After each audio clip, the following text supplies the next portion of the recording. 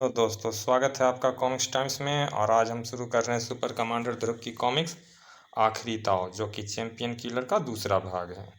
चलिए, ये इसका पहला पेज आप देख सकते हैं दोस्तों। चलिए, आखिरी दाव। हा हा हा हा। सुपर कमांडर ध्रुव, अब तुम पुलिस को यह बताने की तैयारी कर लो कि ड्रेजलर का खून हमने क्यों किया। हा हा हा हा हा।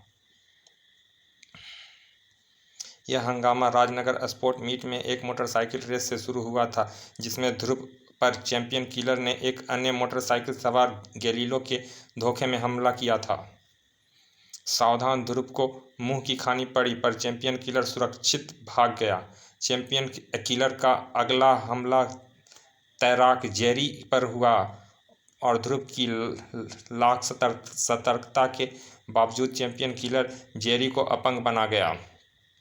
नताशा की खोजबीन से पता लगा कि चैंपियन किलर कारा नाम का एक व्यक्ति हो सकता है, जो गैलीलो और जेरी के साथ साथ बॉक्सर डेजलर और फुटबॉल खिलाड़ी साराडोना का भी मैनेजर रह चुका था। यह सभी खिलाड़ी जर्मनी के थे। इस बीच साराडोना पर भी चैंपियन किलर का हमला हुआ, लेकिन ध्रुव ने साराडोना को बचा लिया। भागते हुए चैंपियन किलर का ध्रुव और नताशा ने पीछा किया, परंतु ध्रुव के एक बार फिर हार का सामना करना पड़ा और चैंपियन किलर नताशा को बंधक बनाकर ले गया। साराडोना पर हुए हमले के बाद गैलीलो, साराडोना और ड्रेजलर ने जर्मनी वापस जाकर चैंपियन किलर से हिसाब बराबर करने का फैसला किया। उधर नताशा को बचाने गया ध्रुव चैंपियन किलर के जाल में फंस गया और चैंपियन किलर ने ध्रुव को सैकड़ों फीट ऊपर से नीचे गिरा दिया। हा हा हा। अब मुझे इसकी दर्दनाक मौत का तमाशा देखने को मिलेगा, लेकिन तब तक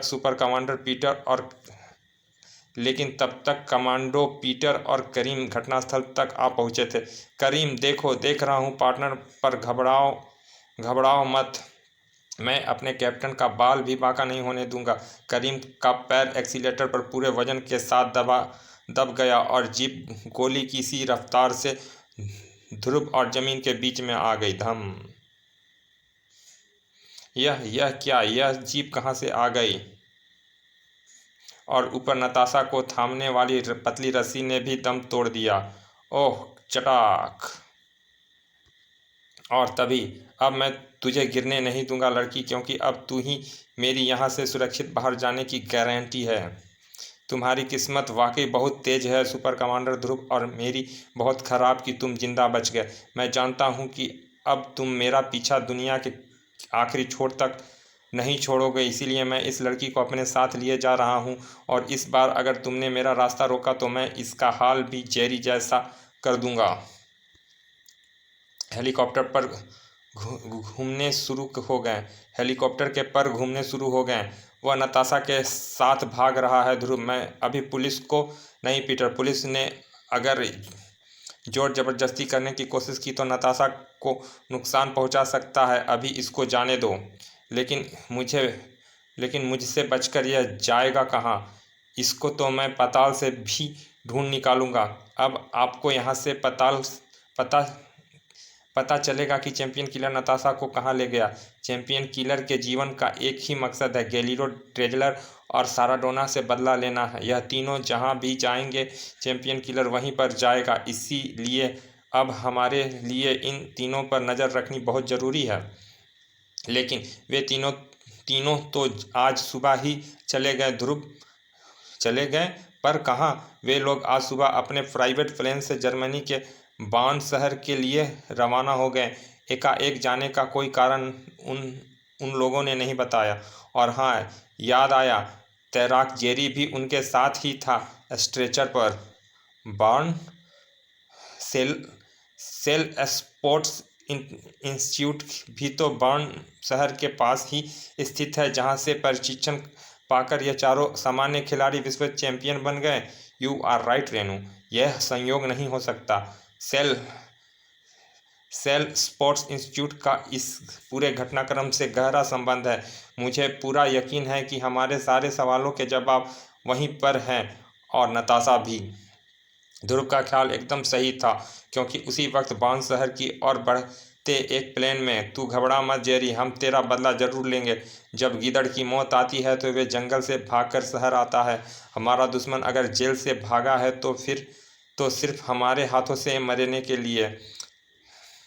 लेकिन होनी ने इस बदले की लड़ाई में एक नया पात्र जोड़ दिया था, और उस वक्त वह भी स्टार की शक्ल वाले अपने प्राइवेट प्लेन में बांस शहर की तरफ बढ़ रहा था। अगले दिन बांस शहर के बाहर स्थित सेल स्पोर्ट इंस्टीट्यूट में एक अनपेक्षित मेहमान आया। आइए मिस्टर ध्रुव, डायरेक्टर साहब आपका इंतज़ार कर रहे हैं। और थोड़ी देर में ही ध्रुव डायरेक्टर साहब को पूरी कहानी सुना चुका था, और फिर मैं भी बर्न आ गया। कहानी तो दिलचस्प है, लेकिन इसमें मैं तुम्हारी क्या मदद कर सकता हूँ? जिन खिलाड़ियों पर हमले हुए हैं वे सभी आपके इंस्टीट्यूट के हैं, और चैंपियन किलर का कहना है कि वे सभी धोखे से चैंपियन बने हैं। मैं आपसे सिर्फ इतना जानना चाहता हूं कि इस धोखे का क्या मतलब हो सकता है। डायरेक्टर एक सेकंड में आग बबूला हो उठा। क्या तुम क्या कहना चाहते हो कि हमारे इंस्टीट्यूट में खिलाड़ी बनाने के लिए गैरकानूनी तरीके अपनाए जाते हैं? देखिए, मैं तो सिर्फ ऐसी बात कहने की तुम्हारी हिम्मत कैसे हुई? Get out! जा रहा हूँ। जाते जाते मुझे सिर्फ इतना बता दीजिए कि कारा मुझे कहाँ पर मिलेगा। कारा? कौन कारा? आई सेट गेट आउट। अगर दोबारा कभी आसपास भी नजर आए तो जिंदा नहीं बचोगे। डायरेक्टर के कमरे से बाहर निकलते समय ध्रुव काफ़ी हद तक संतुष्ट था। डायरेक्टर की हड़बड़ाहट ने मेरा इस शक को तो पक्का कर दिया कि यहाँ पर कुछ गैर कानूनी सुन यह रसायन की महक कहाँ से आ रही है? ठीक वैसी ही जैसे किसी प्रयोगशाला से आती है। रसायन की गंध का स्रोत ढूंढने में ध्रुव को जरा सी भी परेशानी नहीं हुई, क्योंकि सामने सिर्फ एक दरवाज़ा था, और उसके अंदर से निकल कर जा रहा व्यक्ति साफ तौर पर वैज्ञानिक लग रहा था। दरवाज़ा लॉक था, लेकिन ध्रुव के लिए किसी भी ताले को खोल लेना कुछ ही सेकंड का काम था। अंदर से कोई आवाज़ नहीं आ रही है। लगता है अंदर कोई नहीं है। मेरे लिए अच्छा ही है। और दरवाजे के पीछे जो कुछ भी था उसका अंदाज़ा ध्रुव पहले ही लगा चुका था। वाह, यह तो कोई बड़ी प्रयोगशाला लगती है, और इसमें एक कोल्ड स्टोरेज भी बना है। यहाँ यहाँ पर काम क्या होता है? एक खेल संस्थान में प्रयोगशाला का क्या काम? पर इतना पक्का है कि इस गुप्त प्रयोगशाला में जो कुछ भी होता है वो अवश्य ही गैरकानूनी है, वरना इतना छुपाने इस प्रयोगशाला में बिना इजाज़त घुसना भी गैरकानूनी है मिस्टर ध्रुव। पहला शब्द सुनते ही ध्रुव घूम चुका था, और यहाँ घुसने वाले हर चोर के लिए एक ही आदेश है, देखते ही गोली मार देने का आदेश। और वाक्य खत्म होते होते ध्रुव सारी स्थिति समझ चुका था। यह तो वही वैज्ञानिक है, और इससे तो उंगली भी ट्रिगर पर दबा रही है। यह तो सचमुच मुझे गोली चलाने जा रहा है मुझ पर।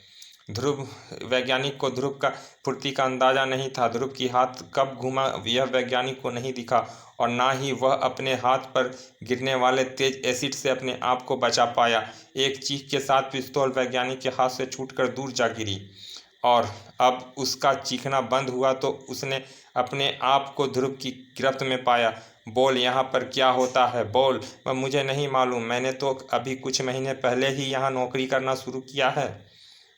ध्रुव के पास सच्चाई उगलवाने के लिए ज़्यादा वक्त नहीं था। अगले पल ध्रुव ने एक एसिड के बोतल वैज्ञानिक के मुंह में घुसेड़ दिया। अगर मैंने इस बोतल को जरा सी भी टेढ़ा कर दिया तो तुम्हारी आंतें गलकर तुम्हारे खून में मिल जाएंगी। करके दिखाऊं? वह बताता हूँ। मुझे इसे निकालो। हच यहाँ पर मैं रिसर्च करता हूँ ऐसे स्टेरॉयड बनाने के लिए जो किसी भी ड्रग टेस्ट में पकड़े ना जा सकें। पर अब ऐसे स्टेरॉयड में मैं नहीं बना पाया हूँ। एस्टेरॉयड यानी यह दवाइयाँ जिनका प्रयोग खिलाड़ी अपनी ताकत बढ़ाने के लिए करते हैं, पर यह तरीका तो गैर कानूनी है।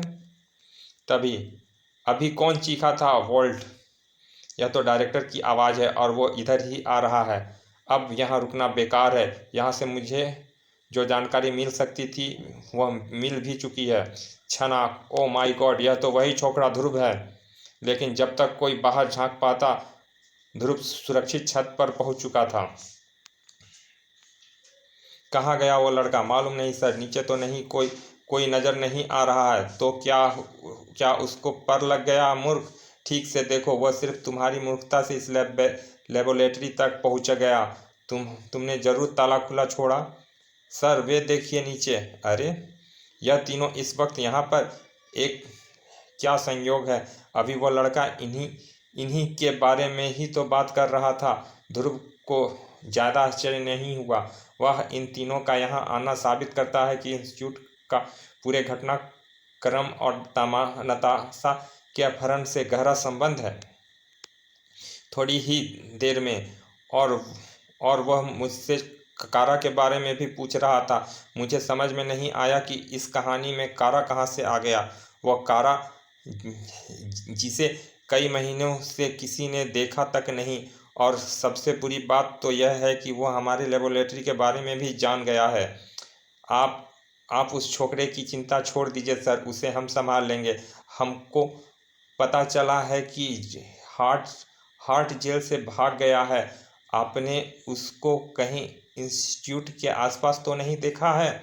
हार्ट को नहीं। वैसे वह जेल से भागा क्यों? यही तो हम भी जानना चाहते हैं। अब हमको इजाज़त दीजिए डायरेक्टर साहब। ध्रुव के लिए यह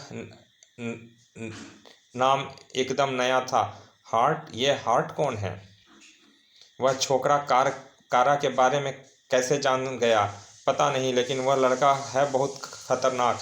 अगर वह कारा तक पहुंच गया तो हमारा सारा भेद खुल जाएगा। तुमको तुरंत कारा के पास जाकर यह चेक करना चाहिए कि सब कुछ ठीक ठाक है या नहीं। तुम दोनों जाकर यह चेकिंग का काम कर लो। मेरा कल एक मुकाबला है, उसके लिए मुझे जिम्नेजियम जाकर प्रैक्टिस करनी है। ओके ट्रेजलर ऑफ गैलीलियो, हम चलें। Very good. अब यह दोनों कारा के पास जा रहे हैं। अब कुछ एक्शन शुरू होगा। मैं भी खाली बैठा बैठा बोर हो रहा था। कुछ ही देर बाद गैलीलियो और साराडोना को लेकर एक कार शहर के बाहर एक सुनसान रास्ते पर बढ़ रही थी और इंस्टीट्यूट में साउंड प्रूफ एक्सरसाइज चैम्बर में अगर एक दिन में प्रैक्टिस ना करूं तो पूरा बदन अकड़ने लगता है। तुम्हारा बदन तो अब अकड़ेगा चैंपियन डेजलर। मुझे पता था कि तुम जेल से भाग चुके हो, लेकिन जेल से भागकर तुमने अपनी ज़िंदगी की सबसे बड़ी गलती की है चैंपियन किलर। क्योंकि जब तक तुम जेल के अंदर थे तब तक तुम मेरे हाथों से बचे हुए थे। अब मैं तुमको जिंदा नहीं छोड़ूंगा। बड़ा फट पर तुम यहाँ से जिंदा वापस जरूर जाओगे बॉक्सर, लेकिन अपने पैरों पर चलकर नहीं बल्कि स्ट्रेचर पर। चैंपियन किलर के एक ही धमाकेदार वार से बॉक्सिंग सैक फट गया और उसमें से निकली जहरीली गैस ने ट्रेजलर को चारों तरफ से घेर लिया। जब धुआं छटा तो ट्रेजलर का अकड़ा हुआ शरीर जमीन पर गिरा हुआ था और कहीं दूर हा हा हा हा, देखा गैलीलियो, हमारे मैनेजर साहब कितनी आराम से जिंदगी बिता रहे हैं। हम तो आंखें दिखाने का यही अंजाम होता है। कारा, तू हमको ब्लैकमेल करने चला था, हमारा राज खोलने चला था। अब जिंदगी भर तू इसी दरबे में सड़ेगा कारा। यह क्या? यानी कारा चैंपियन किलर नहीं है, बल्कि इन लोगों ने उसको किसी और कारण से बंदी बना कर रखा हुआ है। चलो गैलीलियो, हमारा कैदी और हमारा राज दोनों ही सुरक्षित हैं। यहाँ तक कभी कोई पहुँच नहीं सकता, ध्रुव भी नहीं। चलो ड्रेजलर को यह खुशखबरी दे आए।